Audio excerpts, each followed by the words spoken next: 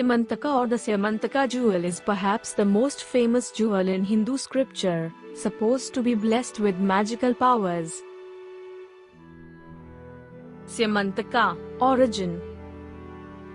The story of Syamantaka appears in the Vishnu Purana and the Bhagavata. The jewel originally belonged to the sun god, who wore it around his neck. It was said that whichever land possessed this jewel would never encounter any calamities such as droughts, floods, earthquakes or famines, and would always be full of prosperity and plenitude. Wherever the jewel remained, it would produce for the keeper 8 bharas of gold daily. For our understanding, 4 rice grains are called 1 gunja, 5 gunjas called 1 pana, 8 panas called 1 karsa, 4 karsas called 1 pala, 100 palas called 1 tula, 20 tulas make up 1 bhara. Since there are about 3,700 grains of rice in an ounce, the Syamantaka jewel was producing approximately 170 pounds of gold every day. It was also the source of the dazzling appearance of the sun god. Syamantaka, a gift from the sun god. On one occasion Satyajit, a Yadava nobleman, and a devotee of Surya, the sun god, was walking along the seashore, praying ardently, when the god himself appeared before him. Seeing the god in an indistinct and dazzling fiery shape, Satyajit asked him to appear in a less blinding form, so that he could see him clearly. For this, the sun god took the Syamantaka jewel off his neck, and Satyajit saw him of dwarfish stature, with a body like burnished copper, and with slightly reddish eyes. Having offered his adorations, the sun god offered him a boon, and he asked for the jewel. When Satyajit returned to Dwarka with the jewel, people mistook him for the sun god. Such was his dazzling glory that even Krishna asked him to present the jewel to Ugrasen, the supreme leader of the Yadavas, but Satyajit did not comply. Syamantaka, theft and recovery. Satyajit later presented it to Prasen, his brother, who was also the ruler of a Yadava province. Prasen wore it often, until once while hunting in the forest while wearing it, he was attacked by a lion, which killed him and fled with the jewel. But it couldn't get away with it, for shortly after, it was attacked by Jambavant, described as the king of the bears or gorillas according to different scriptures, who killed it after a fierce fight and took off with the bounty. Jambavant was loyal to Rama and was considered one of the 7 immortals or Chiranjeevi.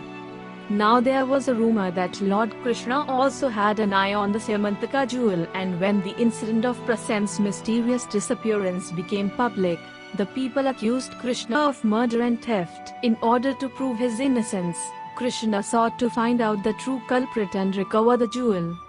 As he followed on the trail of the deceased Prasen, he came to the spot where the corpses of Prasen and his horse still lay, along with pieces of teeth and nails of a lion. From there he followed the footsteps of the lion, which led him to the spot of the second struggle, where the corpse of the lion was lying.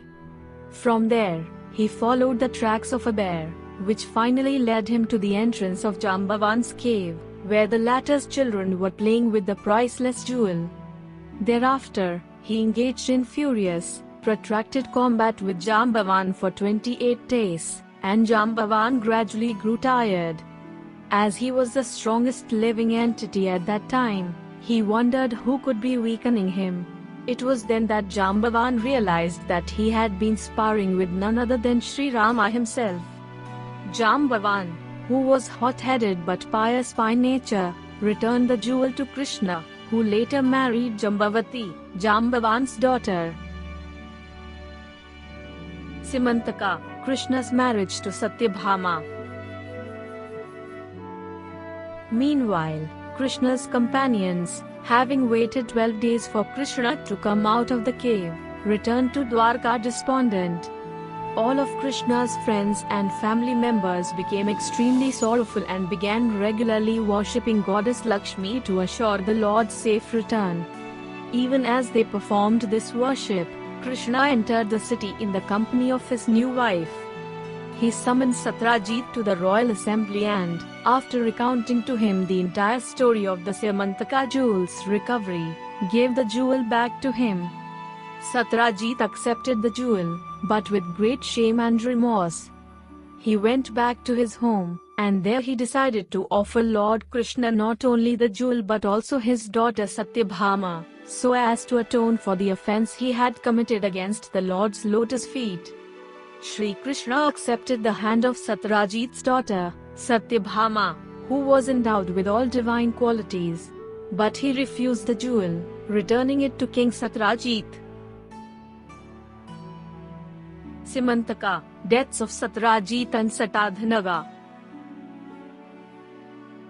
After a few days, Krishna and Balarama were off to Hastinapura after there were rumors that the Pandavas have been burned to their deaths in a fire. Kritvarma, Akrura, and Satyadhanava, who had their eyes on the dazzling jewel, conspired to make use of Krishna's absence from Dwarka as an opportunity. Satyadhanava one night entered the house of Satyajit and killed him in his sleep, making off with the jewel. A sorrowful Satyabhama rushed to Hastinapura to inform Krishna about the ghastly death of her father.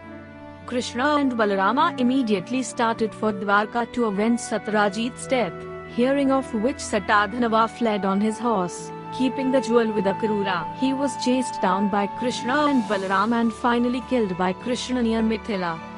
Later Krishna returned to Dwarka, and upon realizing that Akrura had already fled to Kashi with the Syamantaka jewel, summoned him up, and asked him to admit his guilt. When Akrura complied, Krishna let him keep it, on the condition that it was to remain in the city of Dwarka. Syamantaka, identification theories. A common mistake of spelling it wrongly as Syamantaka has led to the incorrect idea that Syamantaka was a sapphire, Saturn's gem. Also, according to Jyotish or planetary gemology, ruby is the gem of the sun in the Navratna. Two verses from the Bhagavata Purana, which describes Satyajit wearing the gem given to him by Surya, the sun god, show that Syamantaka is a ruby. Wearing the jewel on his neck, Satyajit entered Dwarka. He shone as brightly as the sun itself, O king, and thus he went unrecognized because of the jewel's effulgence. Ref. SP 10.56.4. As the people looked at Satyajit from a distance, his brilliance blinded them. They presumed he was the sun god, Surya. Ref.